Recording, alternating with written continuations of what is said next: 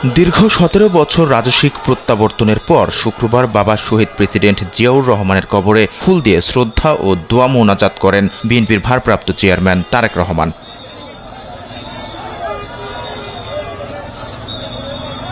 তারেক রহমান কবর জিয়ারত করতে আসবেন এ খবরে সকাল থেকে জিয়া উদ্যানে ভিড় করেন বিএনপি ও অঙ্গ সংগঠনের নেতাকর্মীরা। ব্যানার, ফেস্টুন আর স্লোগানে মুখর হয়ে ওঠে পুরো এলাকা। নতুন লাক্স, যা ত্বককে করে কোমল আর দেয় ব্রাইট গ্লো। ট্রাই করো লাক্স।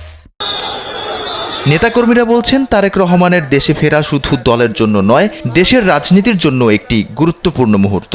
বাংলাদেশের রাজনৈতিক ইতিহাসে এই ধরনের রাজকীয় প্রত্যাবর্তন, জনস্ফূর্ত সম্বর্ধনা খুব কম নেতার পক্ষেই সম্ভব।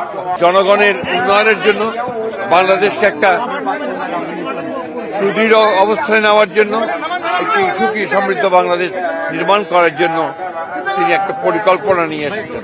সবার প্রত্যাশা, তারেক রহমানের নেতৃত্বে গণতন্ত্র পুনরুদ্ধার হবে, গড়ে তোলা সম্ভব হবে সুন্দর ও বাসযোগ্য বাংলাদেশ। নেতা দেশে আসছে বলে আবারও বাংলাদেশের মানুষ গণতন্ত্র ফিরে পেয়েছে। বাংলাদেশের জনগণ স্বাধীনভাবে তার ভোট প্রয়োগ করে এটি গণতান্ত্রিক সরকার প্রতিষ্ঠিত করবে। বাংলাদেশের যে আশাটা, সেই আশাটা মনে হয় আমাদের এই 18 বছর পরে